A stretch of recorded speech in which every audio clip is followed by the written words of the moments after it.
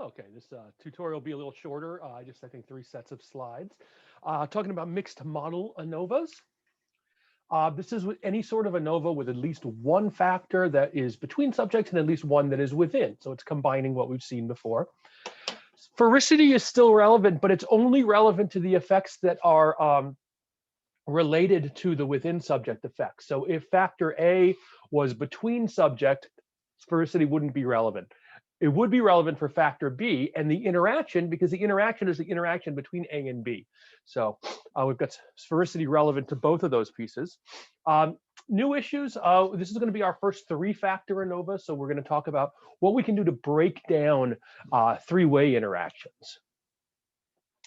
I'm coming back to this study by Sarah Gaither and colleagues. They examined identification with Hillary Clinton before and after the presidential election, and they broke that down by voter gender. So the within factor is the identification before and after. The between factor is gender. Here's what the code looks like. The only new thing here is we specify a between subjects variable. Between is gender, and that's it. So now we get our 3 effects. One thing we can see is there is no interaction effect here. P was actually exactly 1. So no interaction happening whatsoever. We do have significant effects for just gender, but not for change over time. And remember to be careful with the effect sizes and things like that. The reason being is that the first one is always the intercept, which is useless. However, that's generally the biggest one. So we don't want to be reporting that because it's not any use for our purposes. In terms of descriptives, pretty much the same approach that we used before, using t-apply to get means and standard deviations, using ggplot to make graphs. So pretty much all the same type stuff is going on. All right, let's do another example, one that will allow us to get at a more complex interaction. I'll continue the example we used in the within slides, but in the current example, we have 24 students measured at pre-test, post-test, 6-month and 12-month follow-up. We've seen that as a within subject factor. Next, with the 2-factor, we added in a within subject factor whether 3 condoms were or were not available. And then finally, we have a between subject factor, social class, low, medium, or high SES. The newest issue here is that we have a 3-way interaction to deal with.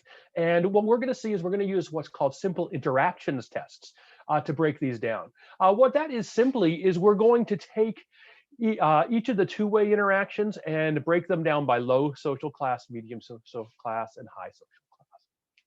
Or I should say socioeconomic status. Class has class has other implications. So you can see the code in the output. Now we've got, again, 2 within variables, add the between. And you can see we now have all of these different effects. We also have a bunch of different sphericity corrections. So time, group time, time condom, group time condom. Here they're all in the 0.7 range, so we would end up using the Hunfeld adjustment. The Hunfeld adjusted values there, so you can see those p-values.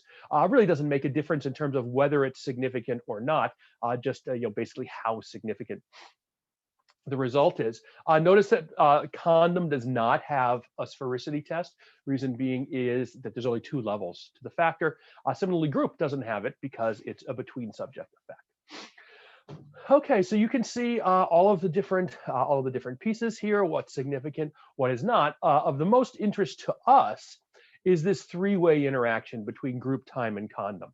That means we're really going to have to break stuff down and see what's happening.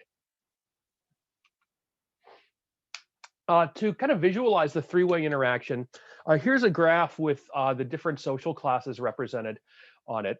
And you can see how things are changing over time. But with 3 factors, we need a different way to graph things. We can't get 3 factors onto a single graph. So we're going to need to break it down like this. Lower class, middle class, and upper class. And the way I did this is I simply